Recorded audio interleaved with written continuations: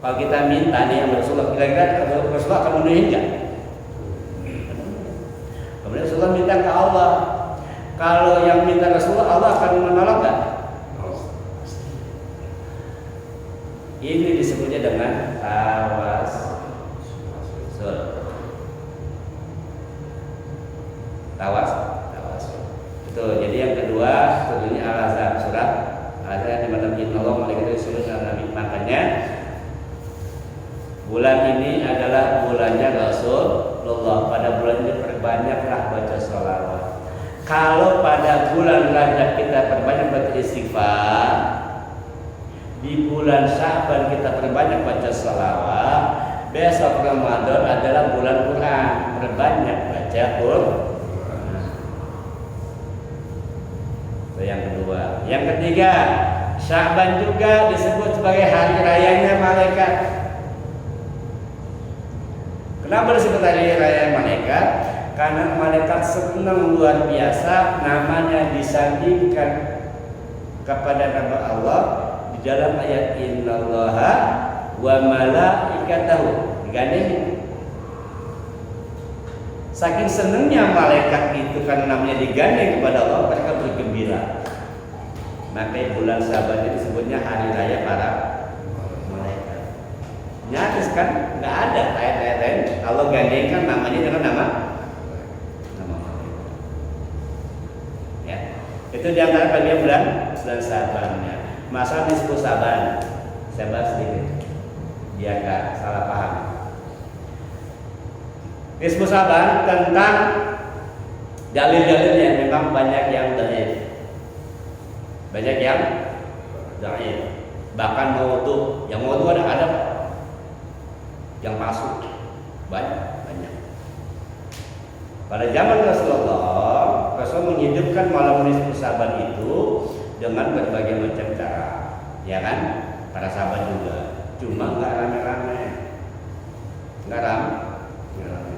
Barulah tradisi menghidupi malam nisfu Sya'ban terjadi pada zaman tabi'in. Pada zaman tabi'in, itu pun hanya terjadi awal mula di negeri Syam. Jadi para tabi'in itu berarti generasi keberapa? Rasulullah, sahabat, tabi'in. Generasi ketiga.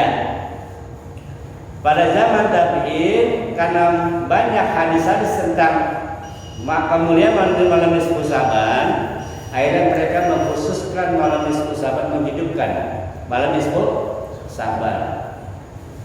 Ulama-ulama Syam awalnya. Nah, ketika terjadi perayaan itu, terjadi dua pertentangan, dua perbedaan. Kebanyakan ulama-ulama Hijaz itu tidak menerima, nggak setuju. Ulama Hijaz itu mana? Ulama Timur Tengah, Arab Saudi diantaranya. Mereka tidak mengakui adanya perayaan nisfu Sya'ban. Nah, kalau di Arab Saudi itu nggak ada pada nisfu Sya'ban. Karena memang dari awalnya ulama-ulama Hijaz menolak adanya perayaan nisfu Sya'ban. Tapi tidak sedikit ulama-ulama lain justru menerima. Awalnya nih. Kemudian malam nisfu Sya'ban mereka ngapain? Dianjurkan pada malam nisfu Sya'ban pertama perbanyak istighfar pada malam nisfu Sya'ban, karena malam itu Allah mengampuni dosa-dosa manusia, gitu kan? Maka perbanyak istighfar. Kemudian perbanyak qiyamul lail pada malam nisfu Sya'ban. Lalu perbanyak baca Quran. Siangnya mereka berpuasa. Man ahya'a lailatul nisfu Sya'ban. Kemudian malamnya dia qiyamul lail, siangnya berpuasa. Terus kesini sampailah ke Indonesia. Loh, terus siapa yang ngajari baca Yasin 3 kali? Kan gitu ya. Nah, asalnya mengerucut ya. Kenapa sekolah baca Yasin 3 kali gitu kan ya? Kita bisa bedain. Kita tahu dulu. Jangan juga buru-buru menyesatkan orang yang baca sesat kali hadis tuh. Itu Quran. Masa orang baca Quran dibilang sesat? Pertama, baca Quran tetap mendapatkan pahala. Ulama-ulama dulu menghidupkan ismu sahabat itu dengan dia qiyamul lail dan sebagainya. Tapi kan banyak orang-orang yang awam. Islam baru masuk ke Indonesia. Cuma bagaimana caranya? Perbanyaklah baca Quran. Nah, di antara Quran itu boleh nggak baca 30 juz? Boleh. Ustaz, kalau disebut sahabat saya mau baca Yasin, saya mau baca Al-Baqarah, boleh. Saya mau baca Al-Maidah, boleh. Saya mau baca Al-Quran 30 juz, boleh. Yasin bukan kewajiban. Kita paham dulu nih, Yasin bukan kewajiban. Cuma para ulama berpendapat Al-Quran yang 30 juz itu di Indonesia itu qalbun wal qalbul Quran Yasin. Al-Quran itu punya qalbun, punya hati, punya jantung. Jantungnya Quran Yasin. Udah baca aja Yasin deh. Kalau baca 30 juz maka agak kelar-kelar. Lama. Maka cukup baca Yasin. Ini yang pertama nih. Yang kedua, malam nisfu Sa'ban, malam dikabulkannya doa. Alangkah bagusnya ketika kita berdoa, kita bertawasul dengan amal ibadah kita. Ingat gak cerita 3 manusia doa? Dengar?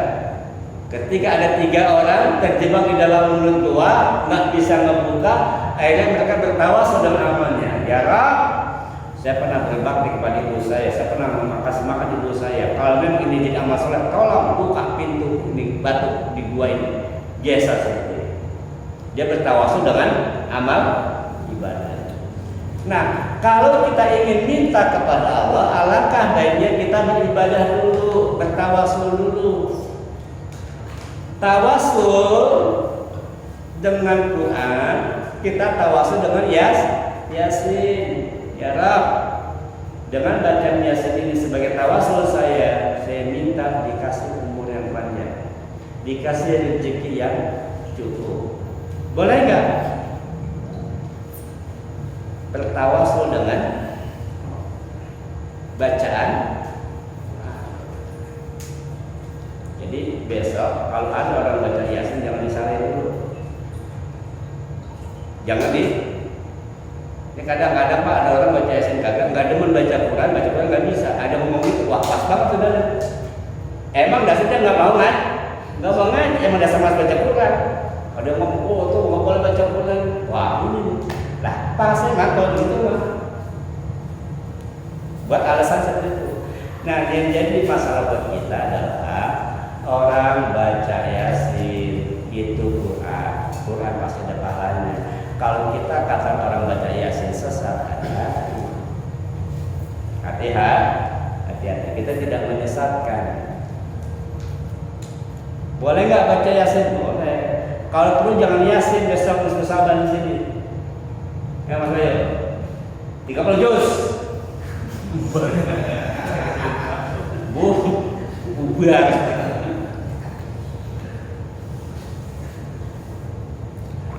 Dulu ada namanya Kiai Soleh Darat. Kiai Soleh Darat ini adalah gurunya Habib Syekh Kiai Hasyim Asy'ari dan Kiai Haji Ahmad Dahlan.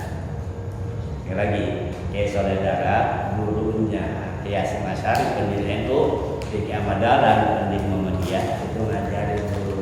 Udah dong. Nah, baca Yasin aja deh. Yang penting malam ini kamu hidupkan, jangan sampai kamu tidur. Gitu loh, ya. Itu memang ini hasil ijtihad ulama baca Yasin itu. Kalau Anda cari dalilnya hadisnya nggak ada. Tidak ada dalil baca Yasin 3 kali dengan 10 seban. Kalau ada cari hadis Rasulullah nggak ada. Sekali lagi, di 10 sahabat baca Yasin 3 kali nggak ada hadisnya. itu adalah istihad ulama